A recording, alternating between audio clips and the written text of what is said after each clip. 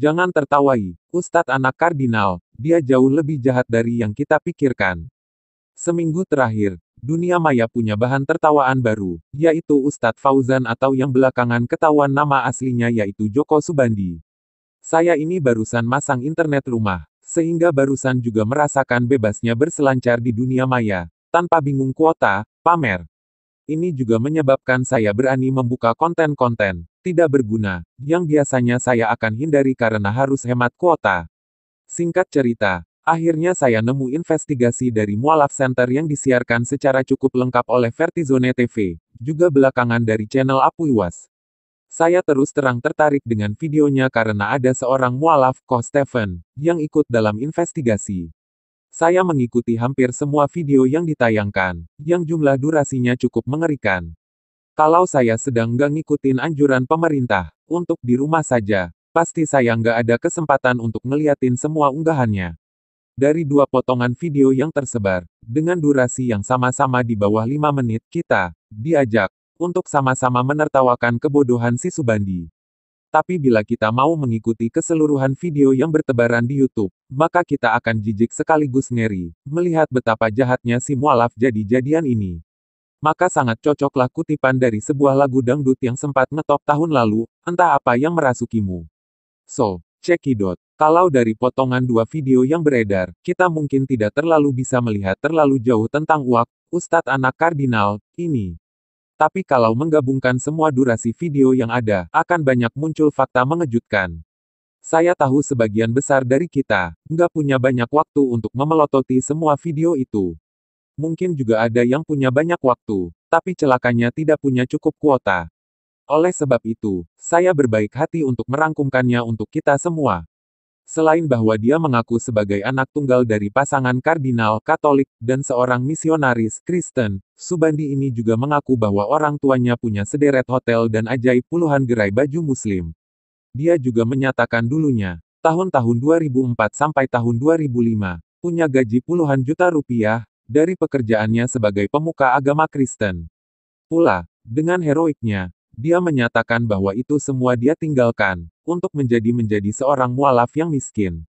Saya sih no problem kalau ada orang yang membual tentang ini dan itu, karena saya juga sering begitu. Persoalannya berubah ketika semua prolognya bergeser menjadi dakwah tentang agama lamanya. Uak ini menyatakan bahwa dia dibayar mahal dengan misi utama untuk menghancurkan Islam. Dalam ceramahnya, dia menyatakan bahwa dia mempunyai 5 program, yang dia ciptakan sendiri guna menjalankan misinya. Dalam pemaparannya, dia juga berani menyebutkan nama-nama besar orang kafir, mulai dari Ahok hingga Heri Tanusudibjo. Jelas dengan bumbu-bumbu kalimat provokasi, yang tujuannya jelas untuk membenturkan agama Islam dan Kristen. Satu hal lagi yang terungkap, Fauzan ini sukses menipu puluhan atau mungkin ratusan orang, dengan cerita-cerita sedihnya. Entah sudah berapa uang yang diambil, juga perabotan hingga mobil. Celakanya lagi, dia juga sukses menikahi dan atau meniduri banyak wanita, baik dalam pernikahan resmi, hingga yang suka sama suka. Tercatat ada 8 hingga 15 perempuan yang berhasil dia dapatkan, melalui kepandaiannya membual. Saya yakin, jumlah ini akan terus bertambah, karena mungkin dia menargetkan untuk menggapai angka keramat 72. Selain menjelekkan orang Kristen, Uak ini juga tidak segan menjelekkan para penceramah Muslim sendiri, bahkan hingga menjuluki sebagai Ustadz Dajjal. Paling nggak ada 2 orang, yang sangat terkenal, yang namanya dia sebut, yaitu Ustadz Nur Maulana dan Mama Dedeh. Belum cukup sampai di situ, Subandi ini menyatakan bahwa dia pernah menegur langsung Mama Dedeh dalam sebuah sidak. Saya pikir, nggak usah ditanya detail atau dikonfirmasi, karena saya 100% yakin, ini cuman bohong belaka. Bila Anda berpikir, bahwa ini ngeri banget, saya akan tambahkan sedikit lagi. Uak ini juga mengaku, bahwa dia pernah naik turun surga dan neraka. Dalam satu kesempatan, dia menyebutkan bahwa di surga tidak ada orang jelek, tidak ada orang gemuk. Menurut Anda, benar nggak ini? Atau bila Anda seorang Kristen, pernahkah Anda dengar pengajar-pengajar atau pendeta-pendeta yang ngomongnya kira-kira juga begitu?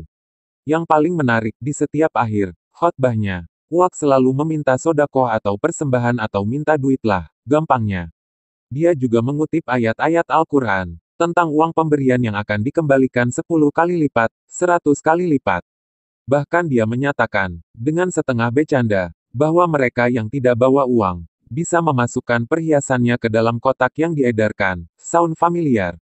Dia juga berani membual dengan menyatakan bahwa dia mengelola pondok pesantren yang menggratiskan seluruh siswanya. Lalu semua orang diajak menyumbang untuk pesantrennya, dengan cerita-cerita super muluk, yang bisa bikin semua ibu-ibu hatinya meleleh. Jadi apa yang ingin saya katakan melalui artikel ini? Pertama, Joko Subandi alias Fauzan ini adalah seorang penipu profesional.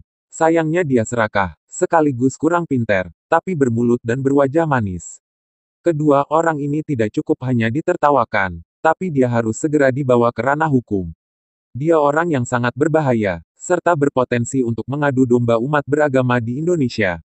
Oh iya, dia sama sekali bukan mualaf. Temanku sebangsa dan setanah air, marilah kita beragama dengan cerdas, beragamalah dengan akal sehat.